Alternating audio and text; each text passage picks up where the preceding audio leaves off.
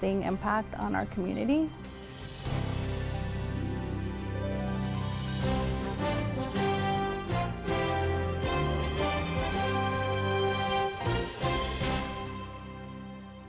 Major funding for the PBS NewsHour has been provided by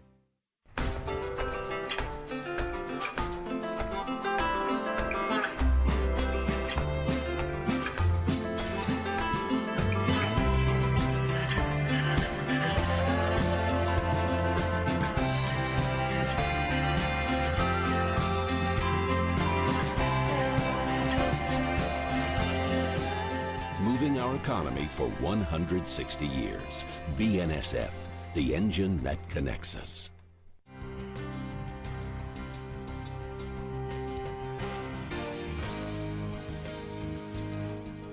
Carnegie Corporation of New York, working to reduce political polarization through philanthropic support for education, democracy, and peace.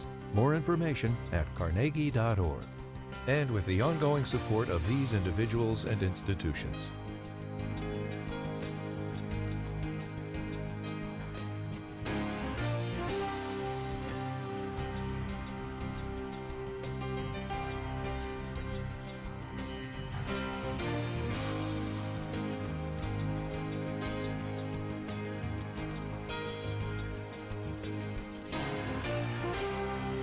This program was made possible by the Corporation for Public Broadcasting and by contributions to your PBS station from viewers like you.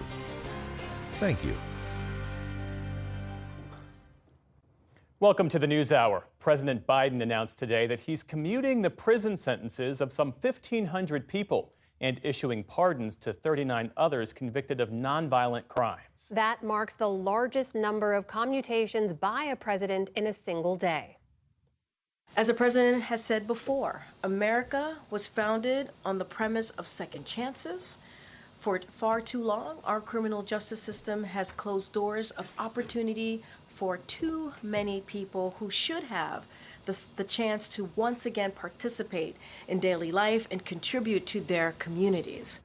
Lisa Desjardins has more on the clemencies.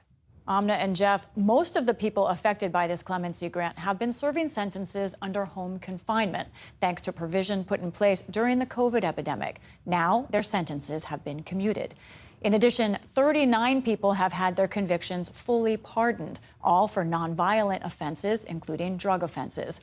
The list includes Americans who served time for crimes committed in their teens or early 20s, and several are military veterans. Until now, Biden has approved fewer clemencies than most recent presidents.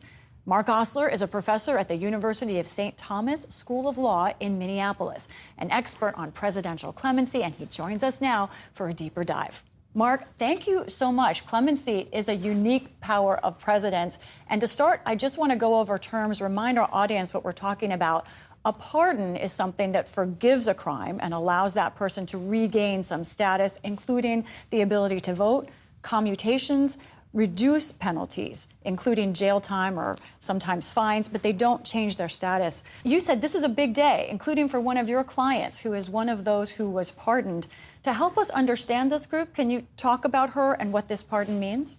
So out of that smaller group of people who got a pardon as opposed to a commutation, we saw Sarah Carlson. And Sarah Carlson is somebody who submitted her petition with the help of one of my students back in 2020 and has waited for years for this pardon. She's someone who was involved in drugs, was addicted, had crimes that were associated with that, and then cleaned up and changed her life and devoted herself to helping other people, and certainly deserves this pardon. I want to also talk, of course, about the bigger group, the nearly 1,500 people with the sentences that were commuted here. Now, these are folks who have been serving at home, as I said, because of COVID-era law. When you look at that group, what's your understanding of why they are receiving commutations of everyone in the federal system? I think it's because they have proven themselves, that we're looking at people that have been out for at least a year, who have clean records. It's been a remarkable experiment in what happens when we release people early, when they've been carefully vetted. With the Trump administration in place at that time, that's who did the vetting. It was under Bill Barr. And that group as a whole on home confinement has really done remarkable things in reentering society, becoming citizens and neighbors. And because they were seen as safe, they were given a broad categorical grant. I noticed in the White House release on this that they mentioned these are folks who have also either continued education or they've already found employment in some way. So there's additional vetting, I think, for this group.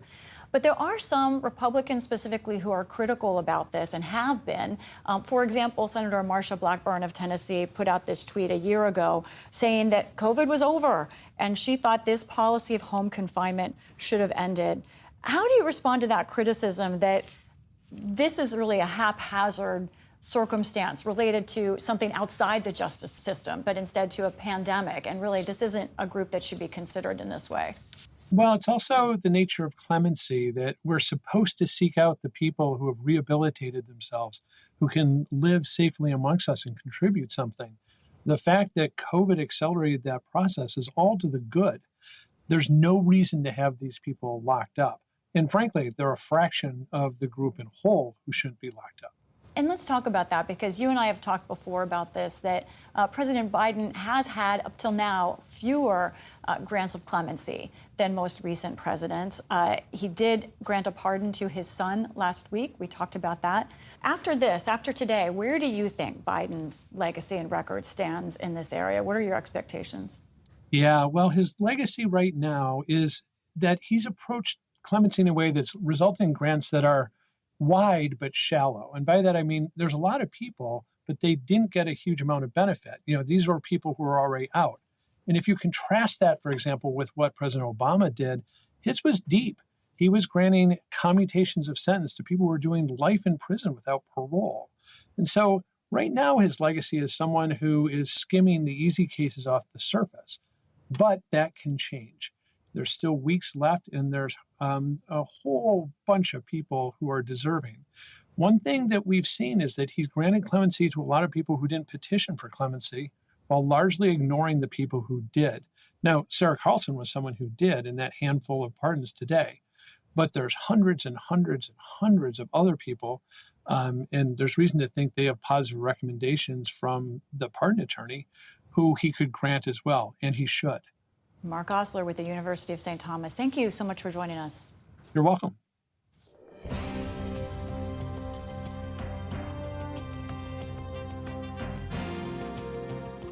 I'm Stephanie Tsai with NewsHour West. Here are the latest headlines. White House officials tried to reassure the public today that mysterious drones reported over New Jersey and other states are neither a security issue nor a safety threat. But state and local officials are pressing for more transparency.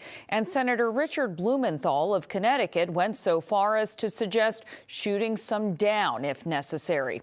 Jeff Bennett has our report. That is a drone. That is not an airplane. All over social media. There are literally dozens of drones flying around. Video after video showing mysterious drones flashing in the night sky. New Jersey has been the epicenter of the drone sightings, with others reportedly spotted in New York, Pennsylvania, and Maryland. They're just pacing back and forth. Sometimes hovering in clusters. They were first seen in November near a military facility in Morris County, New Jersey, and flying over President-elect Donald Trump's golf course in Bedminster. Those sightings prompted the FBI to mount an investigation and the FAA to temporarily issue flight restrictions over those areas. It's concerning, it's frustrating. And on Capitol Hill this week, outrage. You're telling me we don't know what the hell these drones are in New Jersey are? That's right. It's crazy. I mean, that's crazy. Republican lawmakers from the Jersey Shore area shared their own theories to Fox News. Not just suspicious, provocative, and this could be a foreign power. Iran launched a mothership probably about a month ago that contains these drones. There is not any truth to that. The Pentagon quickly refuted those claims. There's no so-called mothership launching drones towards the United States. In a statement, the U.S. Northern Command, which oversees the Defense Department's homeland security efforts, said it had conducted a deliberate analysis of the events, but it had not been asked to assist with these events. Today, some Democrats voiced their frustration. It's allowing a lot of potentially misinformation to spread, or at least fear. We should know what's going on over our skies. White House National Security spokesman John Kirby. We have no evidence at this time that the reported drone sightings pose a national security, or a public safety threat, or have a foreign nexus. That assurance echoed by New Jersey Governor Phil Murphy. Based on everything we know, there is no public safety risk that we're aware of. On the other hand, is it frustrating to not have more answers? Is it frustrating to not have a source for these things? Yes. Kirby added that the reported sightings appear to be overstated, with drones often mistaken for lawfully operated aircraft. Okay, thank you so much. Thank you, Corinne. Thank you, John. Thank you. Also today, a report from the Justice Department Inspector General's office found that there were no undercover FBI employees on the scene during the January 6th attack on the U.S. Capitol. The findings knocked down a conspiracy theory advanced by some Republicans in Congress that the FBI played a role in the events of that day. The review also found that the FBI should have done more to gather intelligence before the riot unfolded. The Justice Department, meantime, has reached a deal with the city of Louisville on a federal oversight plan to reform its police force following the fatal shooting of Breonna Taylor. The consent decree, as it's known, follows a DOJ report from last year that found the police department violated the constitutional rights of Louisville's Black community. Mayor Craig Greenberg said the agreement will build upon and accelerate the transformational police reform we have already begun here in Louisville. The deal comes more than 4 years after a Louisville police officer fatally shot the 26-year-old Taylor in her own home. President-elect Trump has invited Chinese President Xi Jinping to his inauguration in January. During a visit to the New York Stock Exchange today, Trump announced that he is considering inviting other world leaders to the transfer of power ceremonies. If Xi or any of the other leaders accepts the invitation, it would be the first time on record that a foreign head of state has ever attended an inauguration. The head of the Federal Aviation Administration, Mike Whitaker, says he'll resign on January 20th, the day Donald Trump is inaugurated. Whitaker took over the 5-year role in late 2023 and has seen the agency through a difficult period, including a number of near-miss incidents and the fallout from Boeing's door panel blowout last January. That's on top of staffing shortages and problems with delays and congestion across the nation's airports. His departure clears the way for President-elect Trump to name his own pick to lead the agency. In Southern California, cooler temperatures and calmer winds are helping efforts to rein in the Franklin fire, which has been ravaging parts of Malibu this week. Meteorologists have already dropped all red flag warnings related to dangerous fire and wind conditions. Nearly 20,000 residents were under mandatory evacuation orders as of this morning. Thousands had already fled their homes. At last check, the Franklin fire has burned some 4,000 acres and was about 20% contained. U.S. National Security Advisor Jake Sullivan expressed optimism that a deal may be close on a ceasefire in Gaza. He said he hopes the parties can reach an agreement as early as this month. Sullivan's comments followed a meeting today with Israeli Prime Minister Benjamin Netanyahu in Jerusalem. Sullivan said he saw signs of a willingness to reach a deal from both the Israeli leader and Hamas, due in part to Israel's recent ceasefire agreement with Hezbollah. The surround sound of these negotiations is different today than it has been in the past. We can't rest until it actually happens. It might not happen, but I believe it can happen with political will on both sides. The Israeli government has indicated, including the Prime Minister, they would like to see this done. We see movement from Hamas. Just hours after Sullivan's optimistic comments, an Israeli airstrike hit the Nuseirat refugee camp in central Gaza, killing at least 25 Palestinians and wounding dozens more, according to Palestinian medics. In Ukraine, officials say Russian forces are moving closer to the eastern city of Pokrovsk. Ukraine's top military commander says fighting there is extremely intense and that the Russians are just a few miles from the key rail and road hub for Ukraine's army. Meantime, in Brussels, NATO chief Mark Rutte said European nations need to shift to a wartime mindset and boost their defense spending to address the threat from Russia. The security situation does not look good. It's undoubtedly the worst in my lifetime, and I suspect in yours too. What is happening in Ukraine could happen here too. And regardless of the outcome of this war, We will not be safe in the future unless we are prepared to deal with danger. Later in the day, the Biden administration announced a $500 million weapons package for Ukraine that includes high-mobility artillery rocket systems. In South Korea, President Yoon Suk-yeol is doubling down on his martial law decree that prompted hundreds of protesters to clash with police outside Yoon's residence. They're calling for him to step down, a sentiment echoed by members of his own party. The president should be immediately excluded from state administration, including the military leadership, as long as it has been confirmed that the president has no intention of stepping down early. An immediate suspension of his duties is required. South Korea's opposition parties have submitted a second impeachment motion against Yoon after he survived a similar measure last Saturday. This latest effort is set to go to a floor vote this weekend.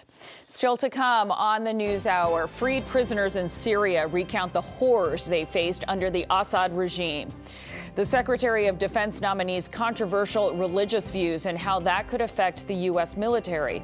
And experts work to understand a major decrease in drug overdose deaths throughout the nation. This is the PBS NewsHour from the David M. Rubenstein studio at WETA in Washington and in the West from the Walter Cronkite School of Journalism at Arizona State University. Now to Syria. Secretary of State Antony Blinken was in Jordan today and Turkey tonight, meeting with leaders of two crucial Syrian neighbors. And within Syria, an American was found as the prisons are emptied. Many people initially thought he was journalist Austin Tice, believed to be held in Syria the last 12 years. Instead, we now know it is Travis Timmerman from Missouri, detained earlier this year by the former regime on what he called a religious pilgrimage for which he would later write a book. Tice's whereabouts remain unknown. Apart from the joy and relief, the mundane but vital work of making a country function is job number one for many. Simona Foltine reports now on that huge task and the mess the Assad family left behind.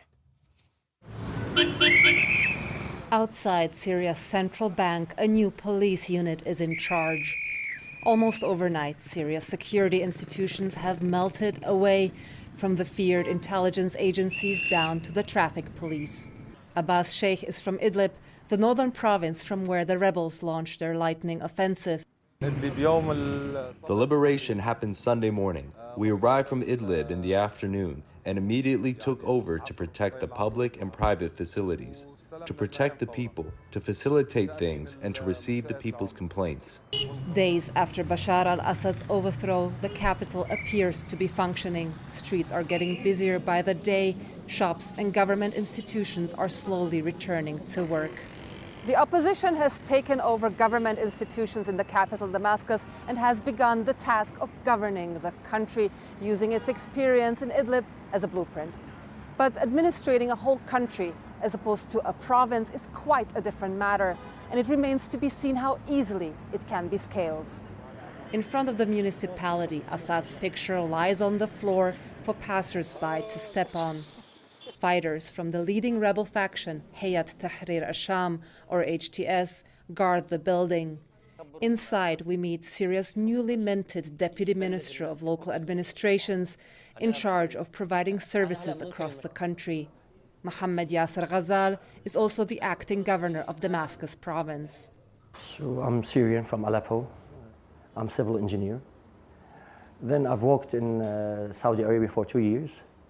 Then Allah subhanahu wa ta'ala blessed me and I joined the revolution in 2014. I traveled to Syria in 2014. So what is this government called now? The government of the Syrian Arab Republic. So no more HTS? HTS was one of the factions that was part of the liberation, and after liberation, no factions remain. These were a tool for a certain period, and they won't remain. We have transitioned from the revolutionary phase to the phase of statehood. Do you think that you have the experience and the capabilities to run a country? No. Yes, during the previous period, from 2018, from the formation of the Salvation Government, until 2024, the date of the liberation, we've gained a lot of experience. Before the revolution, Idlib was called the Forgotten Idlib. It was very poor. We provided electricity. Idlib, which has 4 million inhabitants, we are providing 24 hours of electricity without any cuts. Entire networks were built, thousands of kilometers of asphalt, infrastructure, sewage. What are the challenges you face in scaling your work? The challenges are immense. Unfortunately, we only received the remnants of a state. There was a ruling league or gang, and people of all sects and religions remained crushed. Ghazal is holding daily meetings with the staff to get services up and running. At first glance, it appears to be an inclusive approach, a drastic change compared to Assad's draconian rule. Hala Hala has worked here for decades and is stunned by the transformation. I've been working here for 28 years, and I never entered the office of the governor. Yesterday was the first time I entered. I was amazed at the office, at the hall. Under Assad's rule, the sole purpose of the state was to protect those in power. Bureaucrats like Hala weren't given the authority or resources to serve the Syrian people. We were receiving requests from the citizens, but we couldn't record them unless we got the approval from inside that office. We would raise a problem, nobody would answer. Now that he's gone, the full extent of Assad's corruption is coming to light. State resources were stolen, siphoned off into the pockets of the ruling family and their loyalists. Civil servants only earned around $20 per day and even had to purchase their own supplies, creating fertile ground for corruption. We didn't have papers. We would have to even purchase our own pens. The couriers delivering the post had to pay for their own transport. This is what caused corruption because the employees couldn't afford to pay rent or feed their children. Hala has been told that salaries will be raised, but it's too soon to tell if the new government will deliver on its many promises for this new Syria. For the PBS NewsHour, I'm Simona Foltin in Damascus, Syria.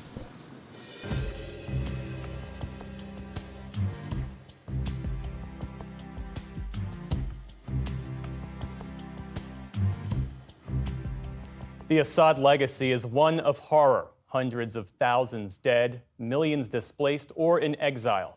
But perhaps nothing illustrates the deep depravity more than the atrocious archipelago of prisons and torture centers where tens of thousands were killed by the regime.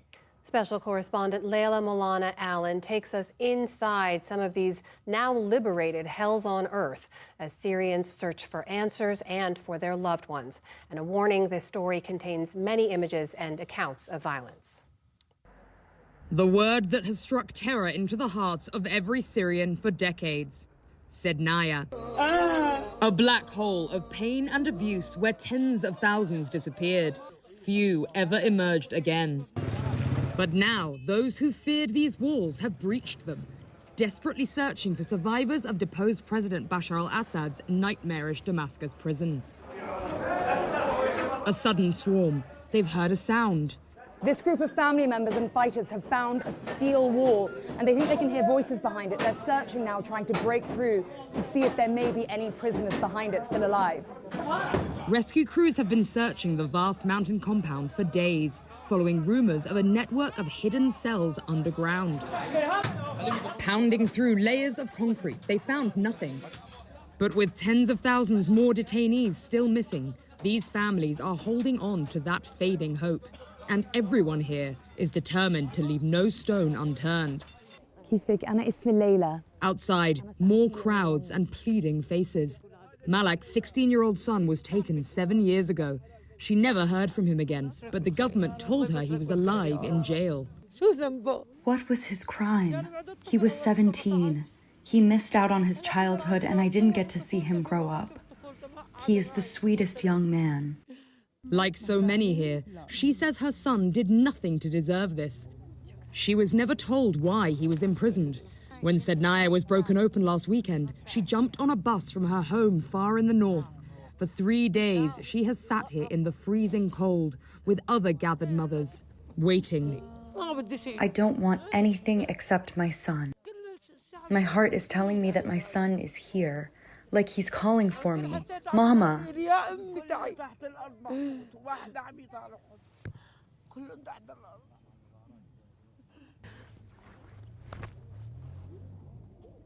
Inside the prison's darkened walls, a trove of documents scattered across every floor. Each contains precious details that could reveal news of a loved one. Syrians scour through the crumpled pages by the light of their cell phones, looking desperately for a lead on a loved one. Hurriedly abandoned documents list the names of women held underground, fingerprints of inmates, and every now and then, signs of the children we now know were held here. A coloring book. Kids as young as 13 were imprisoned here, and some were born here. The horrifying legacy of the systematic rape of female inmates. 14-year-old Malik is helping his family search for his cousin. He hopes he'll never have to face what other boys his age have. I hope now the oppression in this country will end, and children will be free to go to school and not fear being arrested. But hope for everyone here is turning to despair as the evidence of Assad's torture chambers inside the walls of the prison becomes clear. A wall of death, nooses laid out for public hangings, and then the crusher. They bring a prisoner and put him between these metal plates and crush him between them. Then they scrape out the flesh and bones and throw it in a bag. Human beings treated like waste. With thousands of inmates crammed within these walls, prisoners say there were daily executions, sometimes just to make space. In the bowels of the complex, more horrors await. Many who were kept down here did not see daylight for years. Prisoners say this hole was for daily humiliation. The guards filled it with urine and feces and would force them into it. On the walls, the fevered scratchings of those who tried to keep a sense of time and life outside. For years, we've searched for evidence of what exactly was happening in this place they called the human slaughterhouse, based on snippets of information that came from the few people who managed to make it out alive. It's utterly haunting now to walk these halls and know that these tiny cells are where so many thousands of human beings endured unimaginable suffering. The minds of the thousands who survived these torture chambers remain haunted. The Assad regime considered us terrorists. If you were married, they'd bring your wife and beat her, and her friends. They would torture, rape, and humiliate them. Some stayed in darkness all day. Some would die from the torture. We were constantly beaten. I saw the cruelty for myself, and so many people died around me. Muhammad was arrested at 17. He spent 3 years in another prison. He was finally released, only to be immediately conscripted into the army by force. He defected as soon as he could, but the authorities tracked him down and threw him in Sednaya. I was so terrified. If we hadn't been saved by our brothers, I would have gone insane. Those that were with me had already gone insane. Daily physical and psychological torture have taken their toll. But unimaginable just a few days ago, Muhammad is home. Some of the thousands still searching are now forced to accept the horrifying truth that a funeral shroud may be better than no news at all. There's a box with bones, just bones. Dozens of bodies were discovered at a military hospital next to Sednaya yesterday and were brought here to Damascus's Mujtahid Public Hospital. In various states of decay, many with limbs missing. Some seem only to have been killed in the last few weeks. Their emaciated bodies covered with the scars of torture and starvation, faces stretched in a rictus of pain. They have been crushed, burnt with acid. They have been treated like, sorry to say, but animals were better than them in Sednaya. All day, families have come to collect the bodies of loved ones they've identified. If you see there is a box that's filled with bones. Their skins and meat was burnt in acid. Room after room of the morgue is laden with corpses. This man is searching for his son. The doctor tries to help him find identifying features like teeth and eyebrows. Sobbing mothers and shell-shocked fathers file through in anguish, barely able to bring themselves to look at the rows of young men, desperate not to see their children among them, but driven by desperation to discover their fates. A young man rocks in the corner of the morgue, inconsolable. For those too destroyed to be identified, DNA tests. They died alone in an unimaginable hell. These heartbroken families, faint hopes now gone, pray they can show them the respect they deserve in death. Across Syria, thousands of grieving families may soon no longer be looking for mass prisons, but mass graves. For the PBS NewsHour, I'm Layla Malana Allen in Sednaya Prison, Damascus.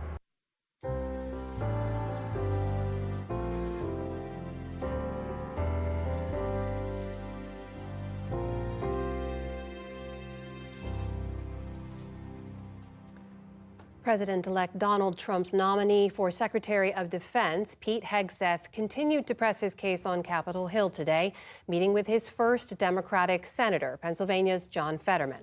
Hegseth has faced allegations of sexual misconduct, excessive drinking, and financial mismanagement, which he denies.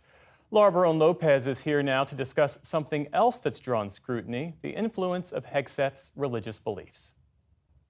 Pete Hegseth has said faith became real for him around 2018, years after his service in Iraq and Afghanistan. He went on to write a number of books and has made frequent appearances on conservative podcasts and shows, in which he discusses his Christian ideology. Those writings, comments, and even Hegseth's tattoos have gotten increased attention in the weeks since Trump's announcement.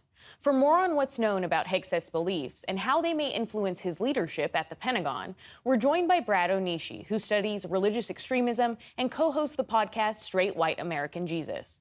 Brad, thank you so much for joining the NewsHour. Let's start with what Hegseth has said explicitly. In his 2020 book, he wrote, "We don't want to fight, but like our fellow Christians 1,000 years ago, we must. Our American crusade is not about literal swords, and our fight is not with guns, yet." What does this kind of language, along with Hegseth's writings and other comments, tell you about his beliefs? Well, Hegseth puts himself in the category of an American crusader, drawing inspiration from the Crusades in the medieval period.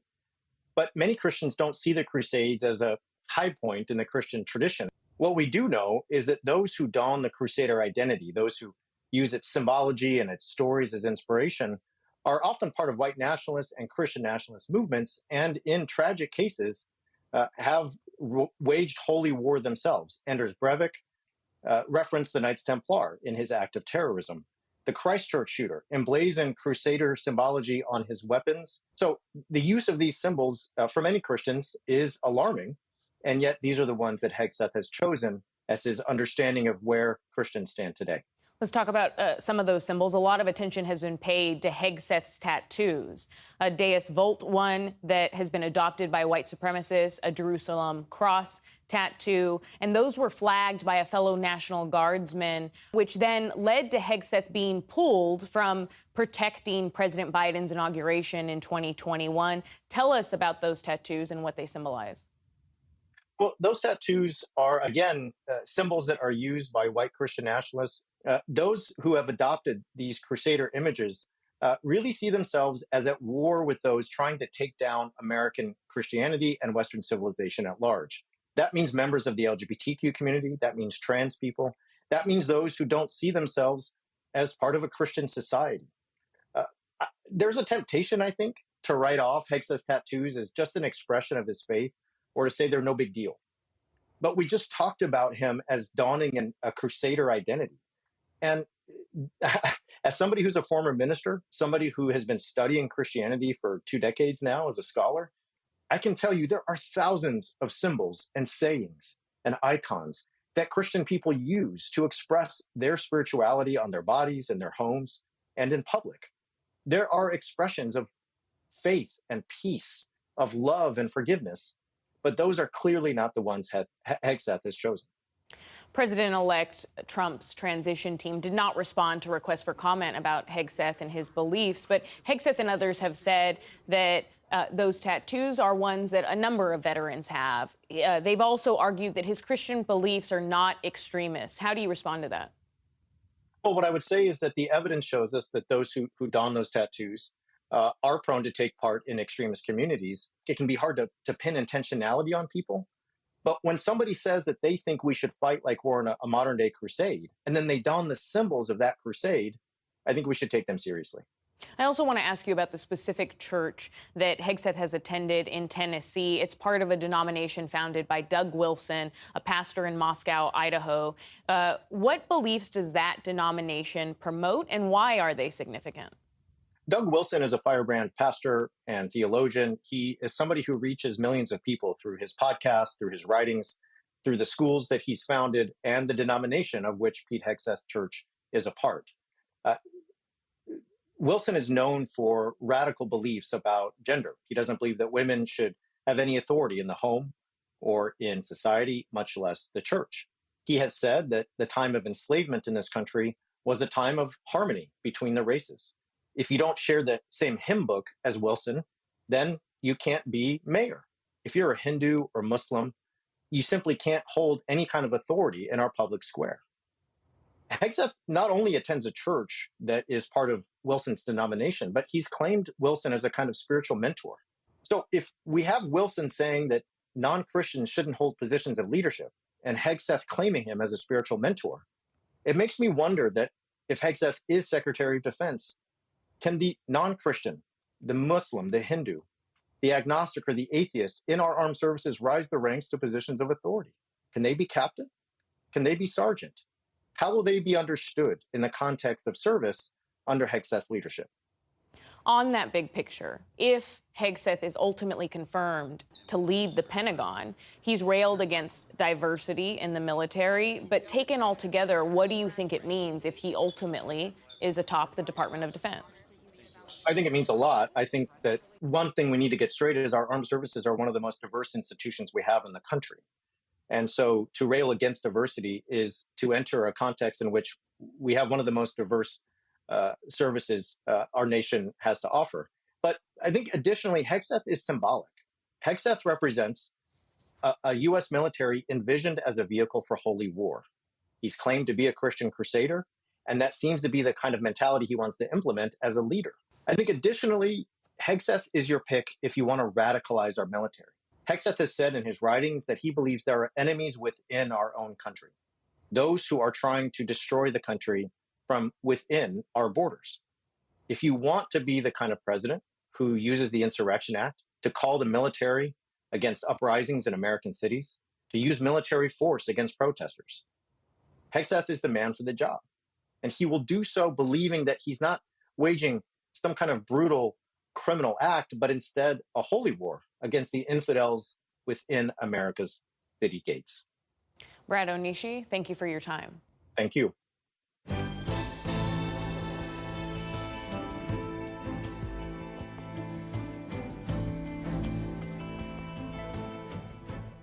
Today, President-elect Donald Trump said he's willing to enlist the U.S. military to deport migrants and is open to creating new detention camps to facilitate those deportations. The comments from an interview with Time magazine are the latest from Mr. Trump on his key campaign pledge, mounting the largest deportation operation in American history. Stephanie Sy reports from Colorado, a state with significant protections for undocumented immigrants that also found itself at the center of the immigration debate during the campaign. In Northwest Aurora, groups of immigrant day laborers wait for work. The re-election of a president promising mass deportations has not fazed some.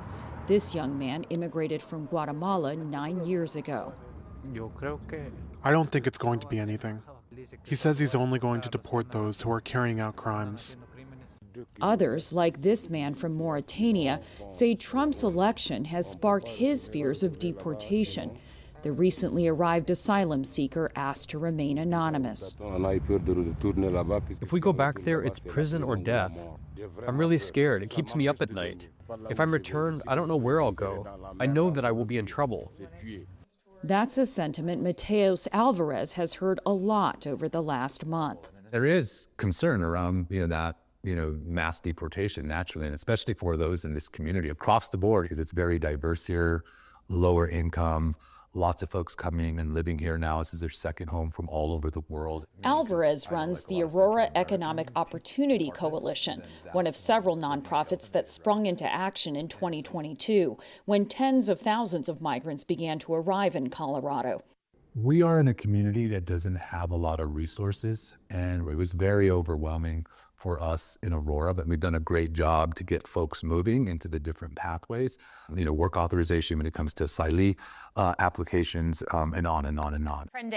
But in August, a video of armed men in an apartment complex in Aurora went viral. Now, there's been allegations that these gangs have completely taken this building over. Everybody has seen the viral video footage. They have guns. They have a lot of guns. They are violent. Aurora City Councilwoman Danielle Jurinsky helped make this video national news. She says that the violent Venezuelan gang Tren de Aragua came with the recent wave of migrants to Aurora. It is so unfortunate that our immigration system became so broken. The city of 400,000 residents became part of a frequent Trump attack line against Vice President Kamala Harris during the campaign. You look at Aurora in Colorado, they are taking over the towns, they're taking over buildings, they're going in violently. These are the people that she and Biden led into our country. Aurora's Republican mayor, Ann Jurinsky, issued a statement saying Tren de Aragua has not taken over the city, and the problem is limited to specific properties. In recent months, Aurora police have arrested at least 9 alleged members of the gang. It turned out to be 10 gang members. People were scared, yes, but and what was stated and what was fact, and it's somewhere in the middle, to be honest. But nationally, when all that was going on, it made things more stressful. The apartment complex that made national news in Aurora is set to close. But accounts of it being overrun by a violent Venezuelan gang continue to reverberate, making this diverse city a focus of national immigration policy, including President Trump's pledge to conduct mass deportations. These towns have been conquered. At a rally here in October, Trump announced Operation Aurora, a plan to use an obscure 18th century law to deport undocumented gang members, but that some critics argue could lead to detentions and deportations without judicial review. And let me tell you something else. Aurora, Colorado is not a sanctuary city. Jurinsky, who spoke at the Trump rally, says her concern has always been on those breaking the law, not all immigrants. They've made very clear that they are coming for the criminals first. In my opinion, that's a lot. And I know it's been put out there that, folks that have been here for 20, 30 years are going to be taken and families are going to be torn apart. I just don't believe that. I just don't. I hope that I'm not proven to be wrong. If I see some things like that, I potentially could be a speed bump. How would you be a speed bump? I would certainly speak up and do anything that I could. I certainly would not be okay with families being separated, folks being taken from our community that have grown roots here. Aurora's immigrant population is not united on their feelings about deportations. One longtime resident from Mexico told us anonymously that fellow Latin American immigrants that commit crimes deserve to be deported. And Sandra Pitol, an undocumented migrant who came from Mexico more than 23 years ago, had this view. If I have to leave this country, I'll leave because it's not my country. And I've always been aware that it's not my country. 8 years ago, Donald Trump was also president, and he was also saying that he was going to deport people, immigrants, and really, nothing happened. But Gladys Ibarra takes Trump at his word. We hear these threats and these promises, and I don't think we should take them lightly. Ibarra is the co-executive director of the Colorado Immigrant Rights Coalition and is herself a recipient of DACA, the Obama-era program for those who were brought to the U.S. as children without documentation. While Trump has recently said he would protect DACA recipients, he tried to shut it down in his first term. A lot of us, myself, I have children. If something were to happen to me, what is the plan that I'm leaving behind? And if, in case I am unable to be with my children, who will be in charge for them? Deportations leave a lasting impact on our community. And I'm thinking of the most common scenario where we see a parent be separated, the trauma that leaves for the child, and how that impacts their upbringing, but also the people around them. The organization is holding Know Your Rights trainings for immigrants. It is also bracing for pushback to laws that protect immigrants in Colorado, like a 2019 measure that prohibits local and state police from helping federal authorities with civil immigration enforcement. We have worked tirelessly with our partners, both on the ground and in the Capitol, to ensure that everyone in Colorado feels safe from federal government overreach. But every year we have seen people that want to challenge our laws locally. Right, we see those efforts, and we have held the line this far. I think we have a fight ahead of us. Back in Aurora, Mateos Alvarez says he's remained focused on getting migrants on the right track, while the uncertainty of President-elect Trump's mass deportation promise looms.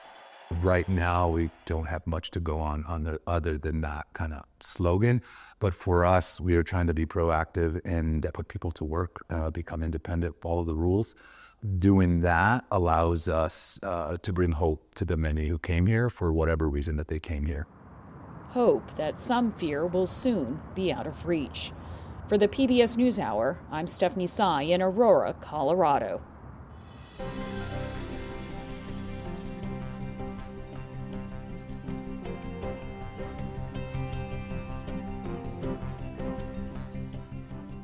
New data from the CDC this week shows a significant drop in drug overdose deaths, down nearly 17% year over year, from approximately 113,000 to just over 94,000.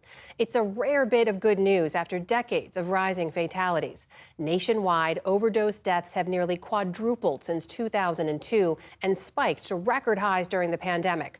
But the root causes of this decline are still unclear. To unpack it all, we're joined now by Brian Mann. He's NPR's national addiction correspondent. Brian, welcome back to the NewsHour. Thanks for joining us. So these are encouraging numbers for sure, but for perspective, even with that drop, annual overdose deaths are still above 90,000. That would be a record high any year before 2020. So just remind us, how did those numbers get so high in the first place? Yeah, so we had this terrible double hit. The COVID pandemic came and it disrupted addiction treatment and public health programs nationwide. And at the same time, fentanyl landed, this very toxic, very powerful street opioid that comes from Mexico and China. And those together, we saw in some years a 30% increase in deaths. And so to see now this big shift to a 17% decline year over year, that's a big downward trend. So we know the Biden administration is taking partial credit for it, right? And they point to their efforts to distribute naloxone, the medicine that can rapidly reverse an opioid overdose. They also point to their success disrupting global drug trafficking networks. Did that play a role in this decline? Do we know what's behind it? So there is a mystery here. I mean, this is such a huge decline. It's unprecedented in the history of drug addiction in America to see a drop this fast. But most of the researchers and frontline public health workers I talked to do think naloxone is reversing a lot of overdoses that would otherwise be fatal. That's playing a role. There has been an immense effort to target the cartels, and there's some sign that the fentanyl reaching American streets may be weaker and maybe a little bit less available. So these are just some of the responses that the people I'm talking to say are really working, saving at this point tens of thousands of lives. There are some pockets of data that seem to be bucking the trend, though, right? Where are we not seeing progress, and why not? Yeah, this is really, again, I talked about this mystery, and one of the things that we don't understand yet is why 6 states, mostly in the West, are still seeing dramatic increases. Nevada and Alaska are particularly problematic. They're up 25 to 40% in deaths. Also, researchers are telling me that in Black communities and Native American communities, still a lot of vulnerability, a lot of people still dying. So this recovery really does appear to be happening. So you mentioned this is a significant decline, unprecedented for what we've seen here in America, but is it the beginning of a bigger downward trend? I mean, where do we think the numbers will go from here? So what we have seen now is an 8-month-long sustained recovery. That's a good sign, right? This does not appear to just be a 1-month statistical blip. And another thing that really looks good here is that the rate of decline of drug deaths, that's growing month to month. It seems to be accelerating. One of the reasons that researchers are trying to understand the mystery of why this is happening is so they can sustain it and maybe build on it. As you say, 94,000 deaths is still catastrophically high, right? This is not good enough. And if we begin to plateau here, everyone agrees that this is not going to be the place we want to stay. So that is going to be the big question. As we transition to the Trump administration, can they find ways to not only keep this going, but to build on it and to keep those deaths dropping month over month going on into the future? Brian, while I've got you, I want to ask about some other headlines that have gotten some attention. There's been some controversy around the kind of harm reduction approach we've seen in some communities. Oregon, for example, decriminalizing personal drug possession in 2020, then recriminalizing it this year. Rhode Island now, one of the only places to open a safe injection site in the country soon. What do we know in terms of data and your reporting about how effective those kinds of efforts are? This is a really interesting thing about drug addiction, is that sometimes harm reduction responses that do things like providing clean needles to people, in some cases even giving people safe places to use drugs where they're monitored by medical personnel, right? These are controversial, but there is a lot of data showing that they work. They do save lives.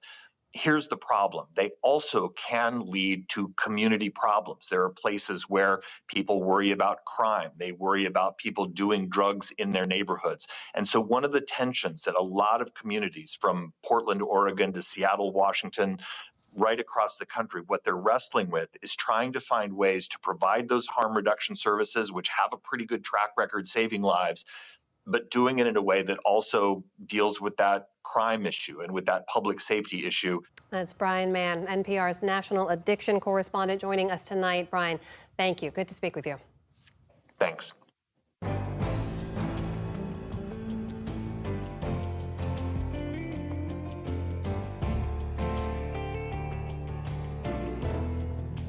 And here's a little something for NewsHour fans and their children. The animated PBS Kids series, Xavier Riddle and the Secret Museum, follows Xavier as he, his sister, and friend meet historical figures portrayed as children. And in a recent episode, they meet one person very dear to us.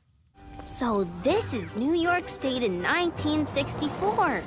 Whoa, tall buildings. Good afternoon. Ah! Hi. I'm Gwen Eiffel. Guess we found Gwen Eiffel. Good afternoon. Hi. I'm Xavier. I'm Yadina, and this is Dr. Zoom. I'm Brad, and I get startled easily. Nice to meet you. Are you visiting?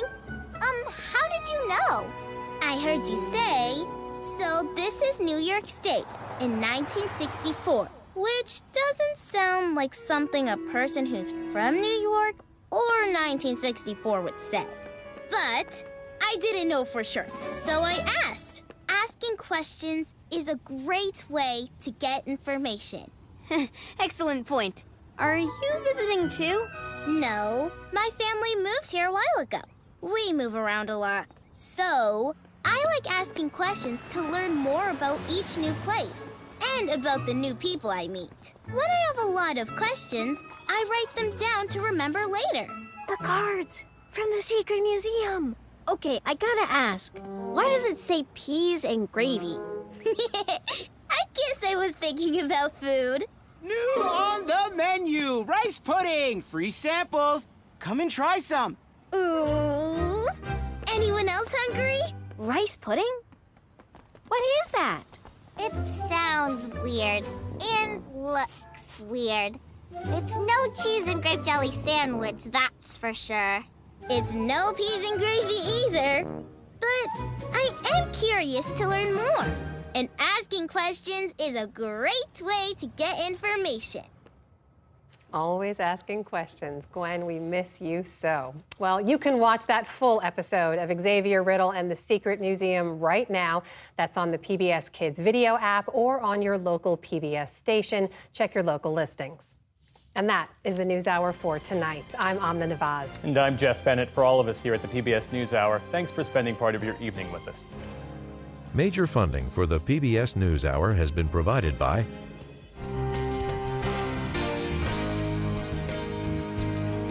the ongoing support of these individuals and institutions, and friends of the NewsHour, including Leonard and Norma Chlorfine, and the Judy and Peter Bloom Kovler Foundation, the Ford Foundation, working with visionaries on the front lines of social change worldwide. And with the ongoing support of these institutions.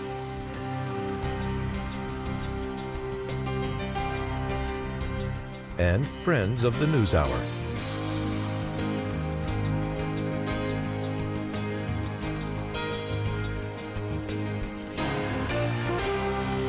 This program was made possible by the Corporation for Public Broadcasting and by contributions to your PBS station from viewers like you. Thank you.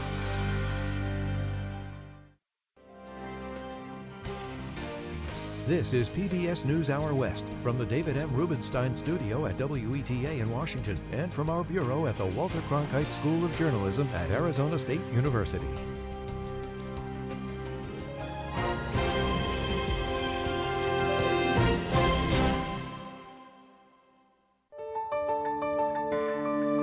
You're watching PBS.